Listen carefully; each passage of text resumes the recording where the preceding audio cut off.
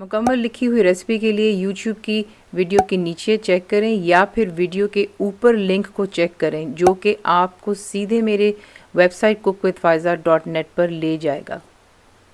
अस्सलाम वालेकुम जी, आज आप लोगों की बनाने जा रहे हैं एक और वैरायटी कढ़ाई में। ये बहुत मज़ेदार बनती है, आप इसको ज़रूर ट्राई कीजिएगा।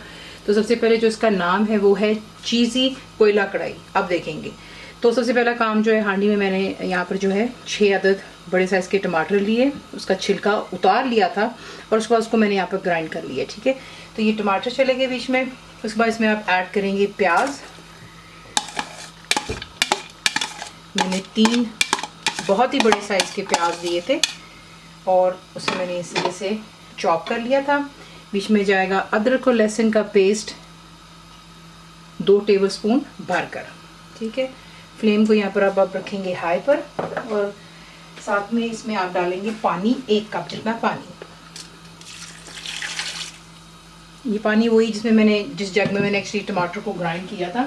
तो कोई चीज़ मैं आपको पता है ज़ाया करना पसंद नहीं करती हूँ, इसलिए उसी में मैंने पानी डाल दिया। इसको अच्छे से मिक्स करते हैं। फ्लेम को आप रखेंगे यहाँ पर हाई पर और हमने जो है प्याज, टमाटर और अदरक लहसुन को यहाँ पर 5 मिनट के लिए अच्छे से कुक होने देना है, कवर करने से। और फिर मैं आपको दिखाती हूँ नेक्स्ट स्टेप। तो देख लें, अब इसमें जो है आपने ऐड करना है चिकन को एक्चुअली मैंने मैरिनेट किया था सिंपल। 1 किलो चिकन है, उसमें मैंने 3 टेबलस्पून दही डालकर अच्छे से इसको मिक्स किया और 20 मिनट के लिए छोड़ दिया।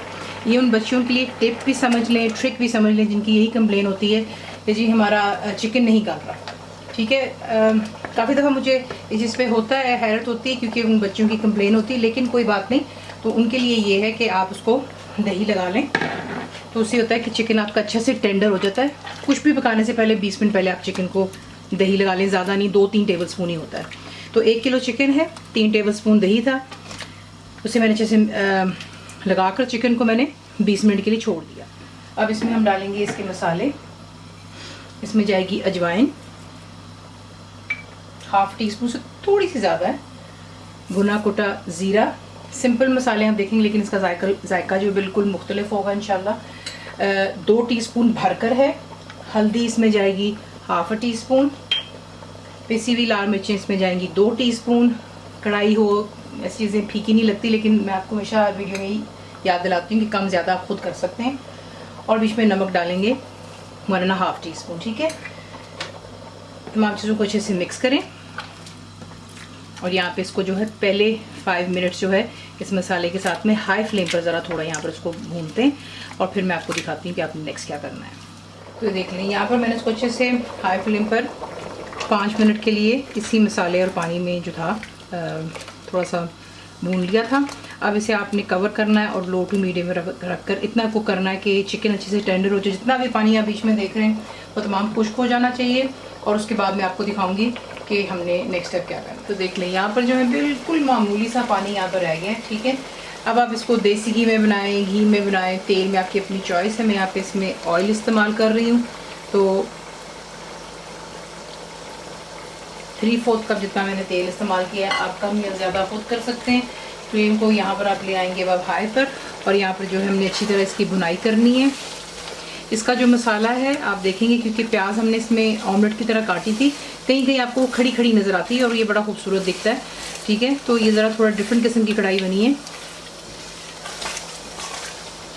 हाई फ्लेम पर चिकन को यहाँ पर भूनते हैं और फिर मैं आपको दिखाती हूँ नेक्स्ट स्टेप। कोयला मैंने चढ़ा दिया हुआ था अच्छे से गर्म हो जाने के लिए। यहाँ पर आप ऐड करेंगे हरी मिर्चें, बुलेट ग्रीन चिलीज़ हैं। इसमें जो है तीखापन कम होता है लेकिन इसका जायका ज़्यादा होता है। 6 मैंने काटी थी, 1 के 4 हिस्से किए हुए।